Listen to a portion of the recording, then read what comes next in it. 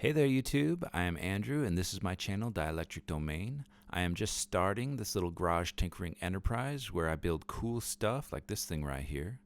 I want to turn this into a thing, so if you're feeling friendly today, by all means hit that subscribe button and help me climb the YouTube ladder. So straight into it, this is a review of the 500 watt electric cart you see before you. Essentially my initial goal when I started out was to make a lower wattage cart that could run decently fast without breaking the bank. I achieved neither goal, but I did produce a sweet little ride nevertheless. I made it from aluminum stock, hoping that the lighter frame would help the speed a little.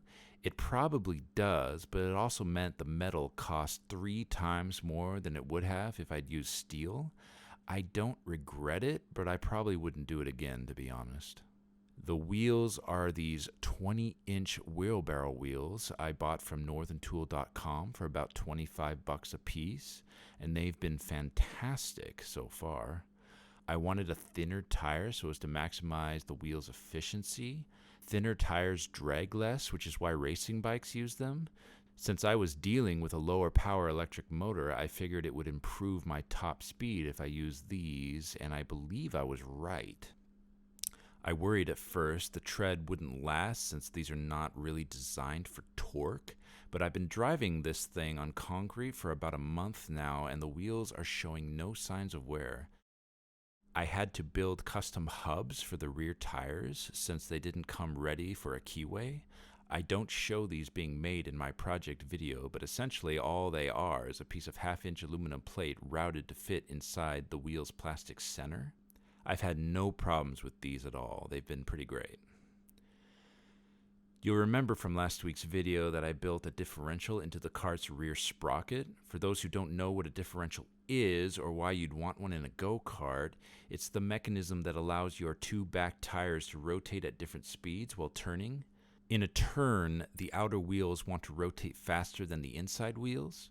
A differential allows the wheels to do this while still maintaining a consistent torque in both wheels. This significantly reduces the wear on your tread, which was my main motivation for having one. I have to say this thing worked brilliantly for about 20 minutes. But as you can see, I ended up having to remove the bevel gears and lock the 2 rear shafts together. The reason is the gears I chose were wholly inadequate for the amount of torque I was applying on them.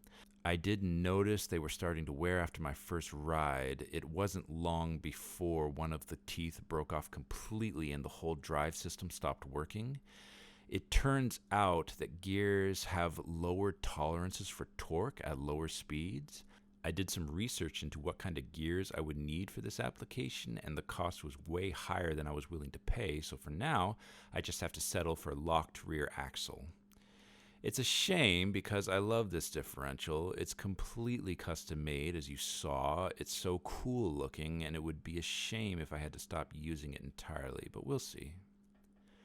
The drive system is pretty straightforward. I'm using a 500 watt motor driver box I bought on eBay for about $40.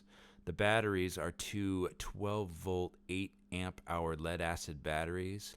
This thing will go for about a half an hour before needing a recharge. Adding an extra set of batteries would certainly double the drive time, but I think I'll save that for a future video. This little device here is a 40 amp circuit breaker. I use this both as a main power switch as well as a safety switch to prevent a short circuit. Batteries like these can start fires if not protected this way, so that was definitely an essential step. I'm sure you've noticed there are several missing components on this thing. The brakes, the steering wheel, and a reliable throttle instead of this little potentiometer on the end of a wire will be installed in a later video. I'm planning something special for that, so stay tuned.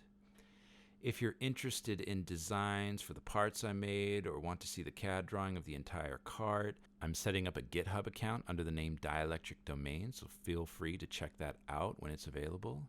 And again, if you like this video and want to help me out, feel free to click that subscribe button so you can be notified when new videos come out. Thank you so much for watching this and have a good day.